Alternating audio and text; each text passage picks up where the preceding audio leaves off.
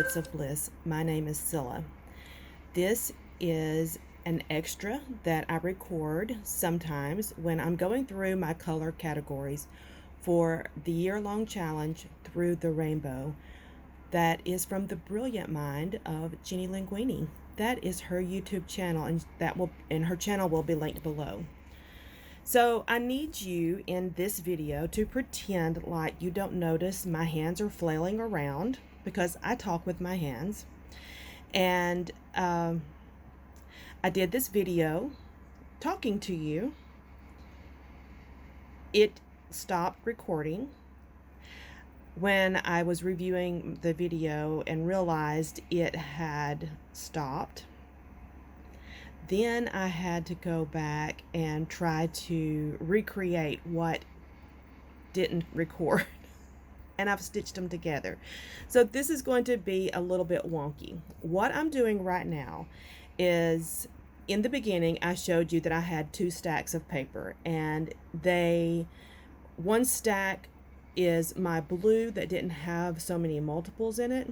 The stack I'm showing you right now are designs that I had purchased multiples from, and I'm going through great detail showing you who the creator or who the manufacturer is and the design. I went into a lot of detail talking about what convinced me to purchase a multi-pack, and I'm going to just put it in a more concise form during this voiceover.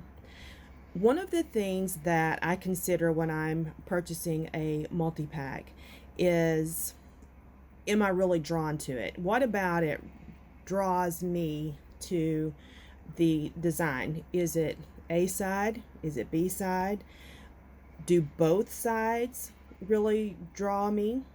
Or is it a really basic pattern that I know if I own it 15 years from now, I will still be able to use that piece of paper? So that's kind of the thought process that I go through. And some of these designs 100% fulfill all of that. Some are not quite as usable. The very 2 first designs that I showed you, the reason they jumped into my cart is because they are October afternoon. And I took a break from scrapbooking and missed the October afternoon bus. I missed it completely. When I came back, let me go backwards. I did not completely miss the bus. I had a little bit in my inventory when I stopped scrapbooking at the end of, or mid 2009, and I stopped shopping. I did not shop from 2009 until the end of 2017. And when I got back into it, my love of paper never went away. But when I got back into scrapbooking, I was a little heartbroken that I had missed some really great scrapbooking years as far as paper designs. And so I felt like I had to kind of make up for that lost time. Yeah, that wasn't a great idea, but I did do that. I purchased a lot of older paper. What I'm showing you right now are some jelly bean soup, and I think I've talked about it before, but when they were going out of business, I purchased a lot of paper from them at 10 cents a sheet. 10 cents a sheet. So what I'm going to do is, with all of these multiples, the ones that I have 10 extra pieces of, I'm going to give away 10 sheets, because I just don't need 25 of some of these designs. Now, some of the really basic designs, I will keep them even if they're 25, because like I said, I will use it. So I'm good with that. I'm totally good with keeping like a grid design. A grid design, I will use that over and over again. So now I'm putting this stack away. I've shown you all of the ones that I have multiples of. My mat's a little wonky, and I apologize for that. if that sort of thing drives you nuts. I'm going to bring in the other stack now, and here it is. We're going to go through these kind of one by one. I'm showing you that I will turn it face down. That's going to be the blue side. I did better with sticking my blues on the shelf than I did with my greens. My greens, I just got them out of the box and shoved them on the shelf just any way I could, and I didn't really do that with the blues. So in this stack, I've got cardstock that is from paper pads. I have some really thin papers still left over from my old days of scrapbooking. Some of them, you know what, I'm going to keep, and some of them I will get rid of. Once again, I went into a lot of detail about my decision-making process, and I'm not going to do that so much in the voiceover. This blue and white, I have several of those. That is a thin paper. It's from Paper Studio. And there was a collection that came out from Simple Stories that I just went bonkers over. And it had what I thought was a wide stripe, blue and white wide stripe. Fell in love with it. Once I got the collection in my hands, I realized it was black. It was actually black and white striped, and so I was a little miffed by that my misunderstanding. So I started looking for a wide blue and white stripe, and when I found one at Hobby Lobby, I bought several of them. Once again, it's a good general design. What I'm showing you right now is a foiled navy cardstock, and I purchased that pack because I felt like I could use the back side as a navy cardstock. And there are some good designs in it that I can use, but some of it I'm going to get rid of and give away. As I'm going through the stack, I am putting aside things to purge. I am putting like items together because once I pull from the shelf, I don't always stick it back in to where it belongs. The paper that you're seeing right now is part of one of those 180 paper pads. They're thin, and I no longer want to use those designs. I'm a little bit of a paper snob, but not a total paper snob, because if I like the design and it's thin, it doesn't matter to me. I'll use it. I just know that I can't use it as a base, or if I do use it as a base, I've got to make it stronger.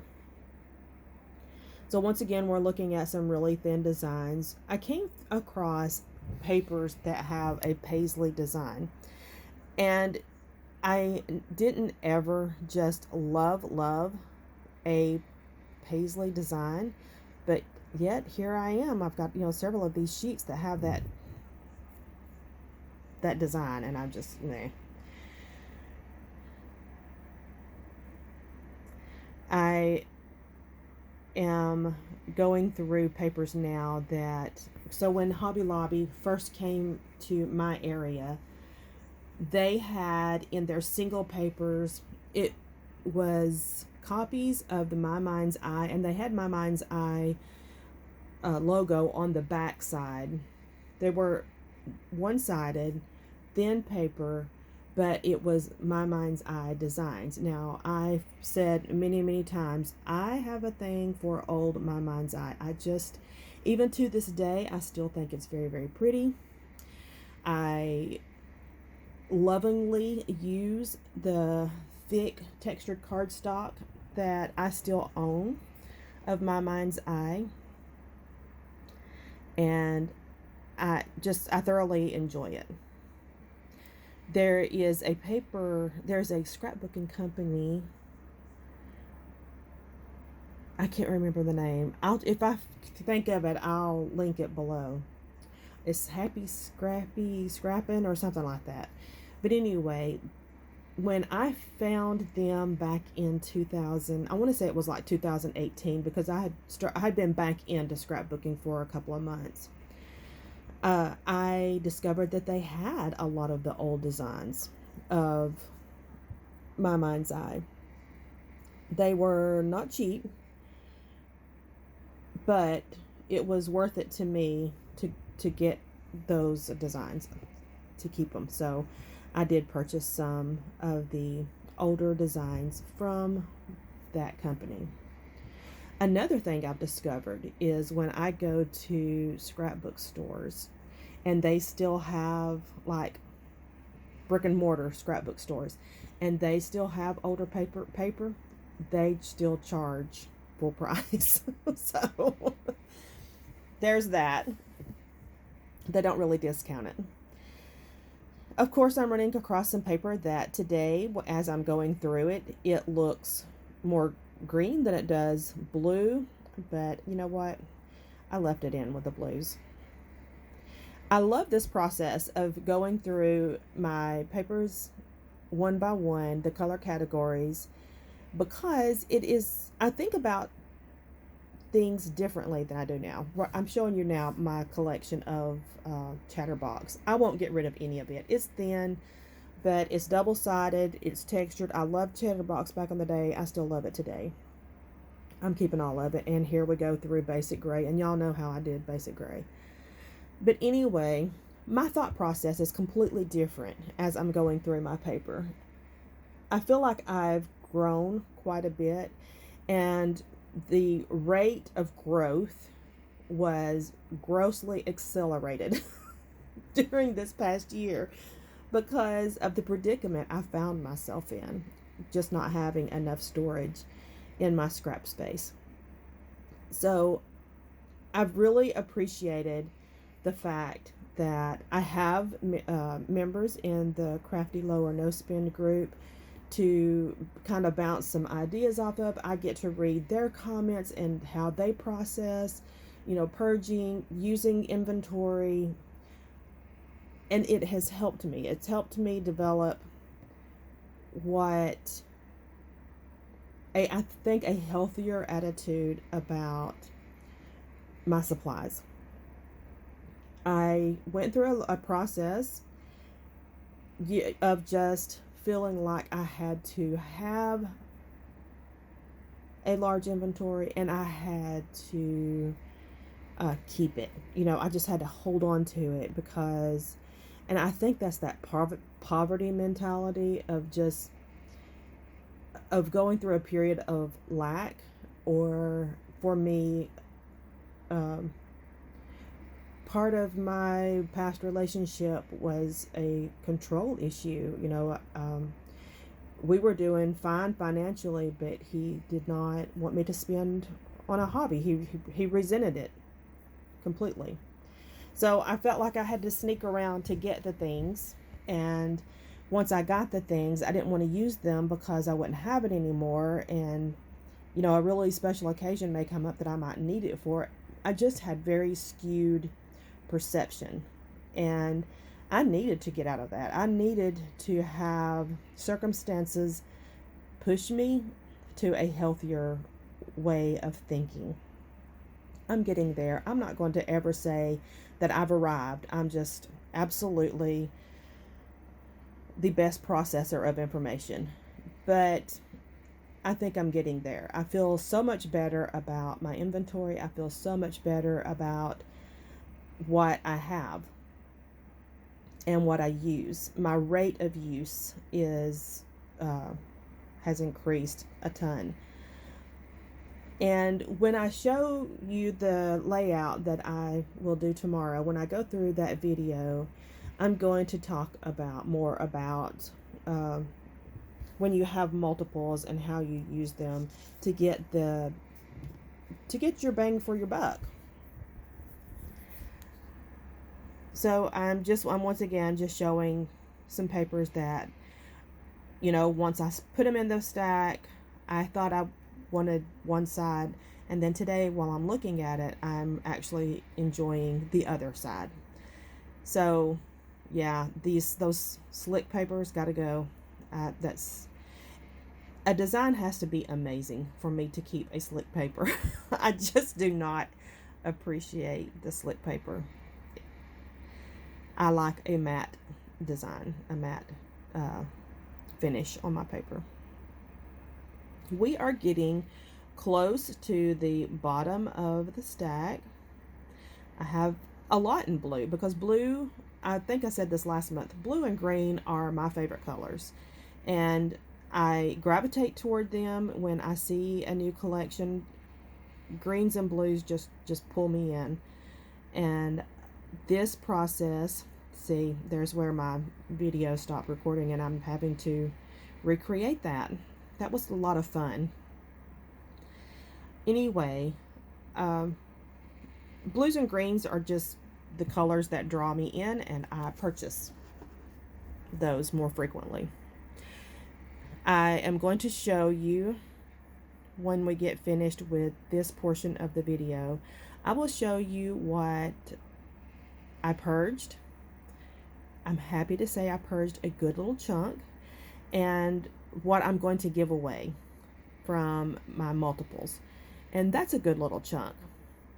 It makes me so happy to tell you I am able to fit green and blue in one cubby hole.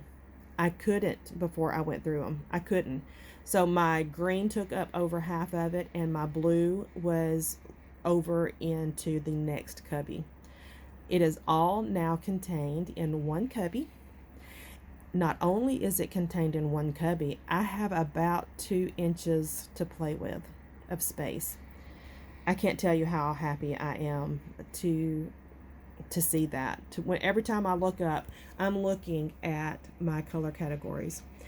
And now, from red down to blue, I have lean, and I've got about, in both cubbies, I have about 2 inches to play with. That makes me so stinking happy. All right, we are coming to the end of this portion of the video. I'm going to stop it and come back and show you what I've purged.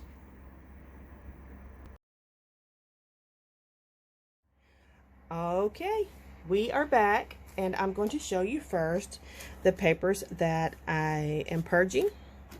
Now, at some point in time in the future, I will do a giveaway box of papers that I've purged. And if you're a member of the Crafty Low or No Spend group, you will be able to have a chance to put your name in the hat for that giveaway. This next stack, this is going to be my blue giveaway. These are from my multiples, and it's a healthy stack. I think there's 12 papers in there. There's 10 of each. I'm going to do a random drawing for 10 names in the Crafty Low or No Spend group. You will have to comment on the post that you would like to have a chance to win a pack of these blue papers. So that's the end of this video for this extra. Tomorrow you will get to see the layout. We will talk soon, I promise. Bye-bye.